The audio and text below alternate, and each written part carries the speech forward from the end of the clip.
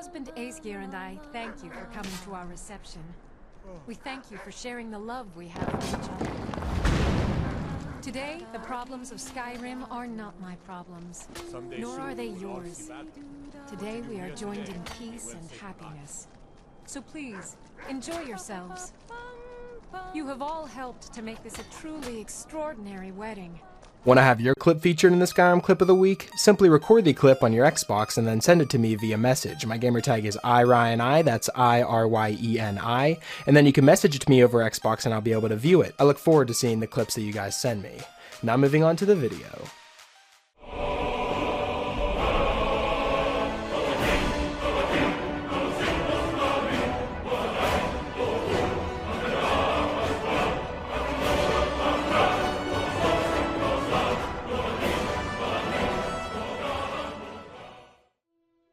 Hey, what's up guys, it's Ryan and welcome back to another episode of Modded Monday. We're on week number 152 now guys. I've picked out 5 new mods for you guys to check out and perhaps add them to your load order if you find them interesting. So let's just jump straight into it. Starting off at our number 5 spot, we have the Weapon Pack 1. Now this mod adds 10 new craftable and temperable weapons to the game.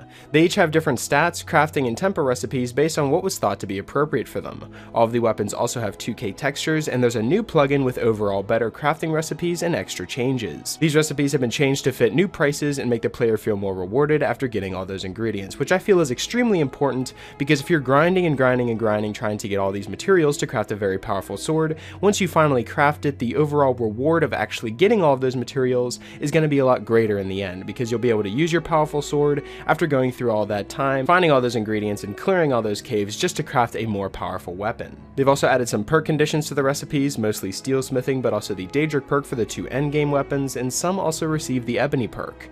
The attributes of the weapons have also been changed to balance and fit more with the new prices and crafting costs, such as the Excalibur, for example, has a big recipe that takes some time to farm together all the ingredients and is quite expensive. I know that you have to get a lot of black soul gems and void salts as well as human hearts, which is very hard to come by because the sword itself has a value of 10,000 and the damage is also really good. So if you're trying to craft the most powerful weapon in this mod, it's going to take you some grinding. Now the 2 endgame weapons that I'm talking about here is the Demon Sword and the Excalibur. The Excalibur being the one I just talked about, how the ingredients are quite expensive and it's a very valuable sword. It also has the Dawnbreaker enchantment, and then the Demon Sword itself has the Nightingale enchantment to it. So all in all, this mod adds 10 new weapons into the game that fit seamlessly into the vanilla crafting system, and they have very fair crafting recipes and are very valuable, and most importantly, you'll look like a badass while using these. And that's definitely why this mod comes in at our number 5 spot, so I'd recommend checking out the Weapon Pack 1 mod.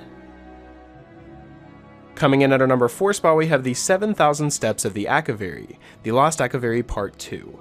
Now this is more of a quest and a boss mod that adds so many new bosses into the game, and the mod page reads, Jarl Balgruuf the Greater was right. A great floating temple has appeared in Skyrim, not far from Half Moon Mill. Legend has it that one of its entrances is the door to Zen, the great Akaviri pilgrimage of 7,000 steps, which tests the very strength and spirit of those who dare to enter. 7 trials await you, separated by 7,000 steps in a unique, sprawling Akaviri dreamscape. The pinnacle is said to be the bridge between mortals and the divine.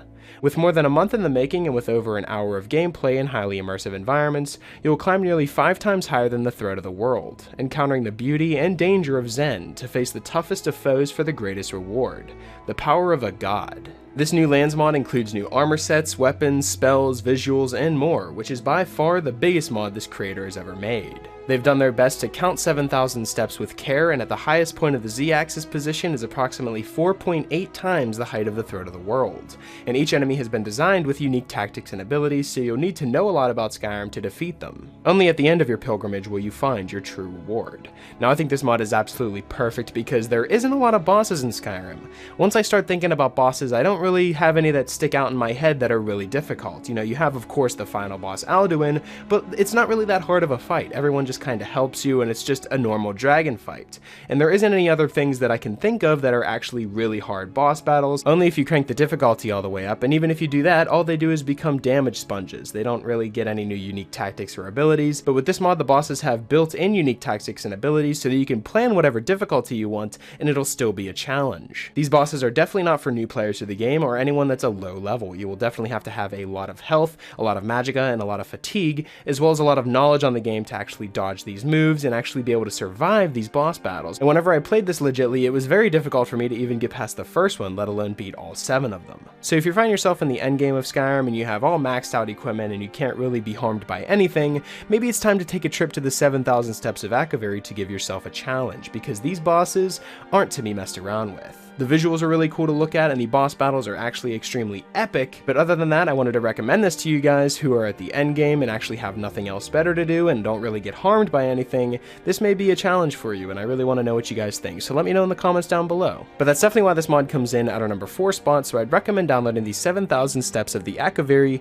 The Lost Akaviri Part 2. Coming in at our number 3 spot, we have the Weapons Collection 2, which is the follow-up to the Weapon Pack 1, which I featured at the number 5 spot. This mod adds 10 more craftable and temperable weapons to the game, each with separate stats, crafting, and temper recipes, also in 2K resolutions, and the weapons that have been added with this mod, along with their stats, include the Ruined Greatsword, which has a base damage of 20 and is similar to Nordic, and requires the Steel Smithing perk. Then there's the Doom Hammer, which has a base damage of 16 and is similar to Ebony and Daedric, and requires the Daedric Smithing perk. Then the Hammer of War, which has a base damage of 18 and has the Daedric Smithing perk be required for it. The Mikazuki has a base damage of 13 and is similar to Ebony and requires the Ebony Smithing perk. And then we have the Nodachi, which has a base damage of 23. It's similar to Stalrim and requires the Ebony Smithing perk. And the Oathkeeper, which is up next, has a base damage of 13, is similar to Ebony, and has the Dwarven Smithing perk required for it. And then we have the Engraved Axe and Sword, which do base damages of 10 and 12, and are similar to Orcish and Glass, and both require the Steel Smithing perk. And then we have the most powerful weapon in the base damage list, which is the Warhammer, which has a base damage of 25. It's similar to Ebony and requires the Steel Smithing perk. And finally, the Zoro Katana has a base damage of 13. It's similar to Ebony and requires the Ebony Smithing perk. All of these weapons look absolutely amazing, and they're way better than all of the weapons featured in the first pack, so you can definitely tell that there was a huge upgrade. And with the 2 packs added side by side, you have 20 new craftable and temperable weapons into the game that are completely unique and have 2K textures, and they have all their unique crafting recipes, so they just fit into the game perfectly and make you have so many more choices whenever it comes to combat. Now, something that I think is perfect about these 2 weapon mods that I've featured in this week is I feel that all of the crafting recipes are very fair and make you actually work for the materials, so that you're not just given the weapons from the get-go. I notice a lot of these weapon mods just add weapons into the game and make them super easy to craft so that you don't really have to work for them, making it so it kind of just breaks combat because you'll just have such a powerful weapon that you didn't really have to work for. These 2 mods make it so you actually have to work for the weapons that you craft, and I really like that, so I'd strongly recommend the Weapons Collection 2 to anyone who wants to expand their combat experience. Coming in at our number 2 spot, we have the Paper Style Interface mod. Now, this mod is absolutely perfect whenever it comes to changing all of the UI in the game. It is a complete rework to the map menus and markers, the icons, the cursor, the skills menu, the quest journal, the main menu, the dialogue menu, the HUD, and so much more. There's also handwritten font, which if you actually don't like, you can download other fonts to go along with this mod, such as the Oblivion font, the Dark Skyrim font, and even the Old English font, giving you so much more customization options whenever it comes to your UI. And this Paper Style interface would fit a lot of different types of character builds depending on what type of character you want to be. And I really like the animations that go along with this interface, because whenever you press the button to open up your menu, you have the map, which will actually open up. Whenever you press down to look at your map, it'll open up a full map. And then whenever you go to the left to open up the magic book, it'll actually open the book up for you, which I think is awesome. And then we also have the skill menu. Whenever you go up, it actually shows all of the different barbarians and the different types of classes you can be. And then off to the right, you have your items, which at first shows a backpack, but whenever you hover over it, shows a lot more items such as gold, swords, and other types of armors. These little updates just make the UI look a lot more cleaner because there's not as much text on your screen and there's just pictures to show you what you're actually looking at. And it's more so a preference whenever it comes to your UI. I myself use the Sky HUD Dissonance preset, which reminds me more of the Oblivion HUD, but this Paper Style interface is also really unique and something that I've never seen before. So if you're looking to change up your interface and you want it to be more of a paper style and you want it to feel more immersive, then this is definitely the mod to go with, because the Paper Style interface is just a mod that actually reworks everything and makes it so there's no original menu from Skyrim. It's all been reworked, and you can tell that there's been so much detail and so much time put into this mod, and there's been a lot of thought put into it as well. So with all this coming in at 57.22 megabytes to change your HUD, I would definitely recommend giving it a shot and see what you guys think, and definitely let me know in the comments, because I'm curious to see what you guys think of this as well. But that's definitely why the paper style interface comes in at our number 2 spot, so I'd recommend downloading it and giving it a try for yourself.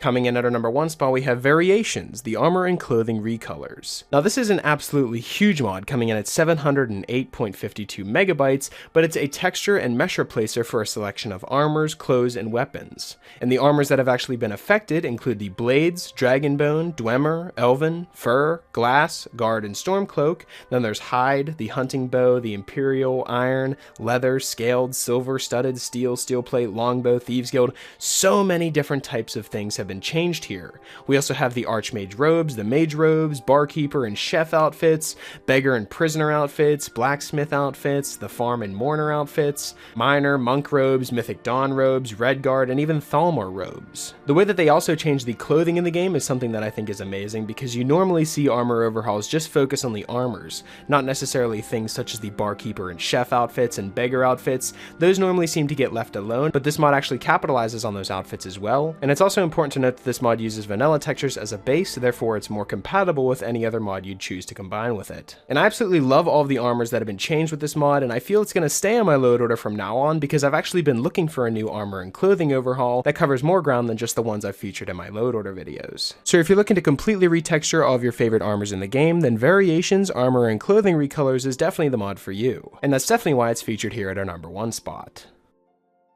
So that's pretty much it for this week's episode of the top 5 Skyrim mods of the week. Hopefully you guys did enjoy, and if you did, I'd appreciate it if you left a like and subscribe if you're new. It really helps me out a lot. And if you have any suggestions for mods you'd like me to cover in future top 5 mod episodes, be sure to let me know in the comment section below, or you can follow me on Twitter. I'll be sure to leave my Twitter in the description, and you guys can follow me on there and leave me suggestions for there as well. Special shout out to my Patreon supporters. Thank you guys so much for everything that you guys have done for me. And yeah, that's pretty much it. Hopefully you guys did enjoy, and I will talk to you guys later.